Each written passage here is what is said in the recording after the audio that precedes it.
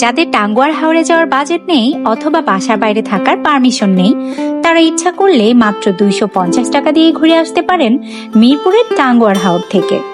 ঢাকার মধ্যে এত সুন্দর একটা জায়গা আছে যেখানে গেলে আপনি টাঙ্গুয়ার হাওরের অ্যাকচুয়াল ফিল পাবেন। আর এইরকম বৃষ্টির সিজনে আর এমন একটা ওয়েদারে এই ট্রিপে না গেলে আপনি অনেক কিছুই মিস করবেন। এখন অনেকের মনে প্রশ্ন জাগতে পারে এই জায়গাটা আসলে কোথায়, আর কোথায় গেলে আপনি এত সুন্দর একটা বোট রাইড করতে পারবেন। সেটা জানার জন্য হলে আপনাকে অবশ্যই আমার ভিডিওটা সম্পূর্ণ দেখতে হবে, তাহলেই আপনি ক্লিয়ার হয়ে যাবেন। তাহলে চলুন এবার শুরু করা যাক। আমি আমার যাত্রা শুরু করেছিলাম মিরপুর 11:30 থেকে। সেখান থেকে মাত্র 20 টাকা রিক্সা ভাড়া দিয়ে আমি চলে যাই রূপনগর বাজারে। সেখান থেকে মাত্র 150 টাকা অটো ভাড়া দিয়েই আপনি চলে যেতে পারবেন বিরুলিয়া ব্রিজে। আর বিরুলিয়া ব্রিজে গেলেই আপনি দেখতে পাবেন এই রেস্টুরেন্টটা।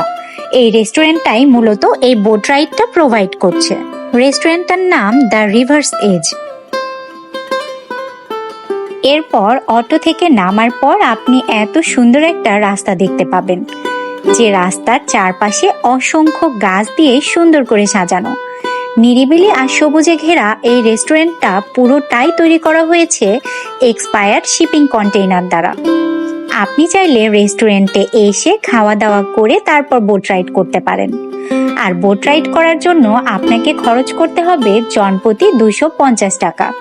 আর এই টাকাটা শুধুমাত্র বোট রাইডের জন্যই, রেস্টুরেন্টের খাবারের সাথে এই টাকাটা কোনোভাবে ইনক্লুডেড না। খোলামেলা আর সবুজে ঘেরা এই রেস্টুরেন্টটিতে রয়েছে 3টি ফ্লোর। এবার চলুন রেস্টুরেন্টের ভেতরটা ঘুরে দেখা যাক। আমরা প্রথমে চলে গেলাম এর 2য় তলায়, যেখানে শীতাতপ নিয়ন্ত্রিত কয়েকটি সিটিং প্লেস রয়েছে, কিন্তু আমার কাছে জায়গাটা অনেক বেশি কনজাস্টেড মনে হয়েছে। এরপর আমরা চলে গেলাম 3য় তলায়। সেখানে ছিল খোলামেলা একটা ডাইনিং প্লেস। খোলামেলা হওয়ায় এখানে কোনো এসির ব্যবস্থা ছিল না। আমার কাছে 2য় তলার থেকে এই জায়গাটাই বেশি পারফেক্ট লেগেছে। সেখানে বসে প্রকৃতির নির্মল হাওয়া আর সুন্দর প্রাকৃতিক দৃশ্য উপভোগ করতে করতে আপনি আপনার খাবার খেতে পারবেন। আমরা যেহেতু দুপুরের পরে গিয়েছিলাম, তাই ভারী খাবার অর্ডার না করে আমরা অর্ডার করেছিলাম চকলেট মিল্কশেক আর কোল্ড কফি।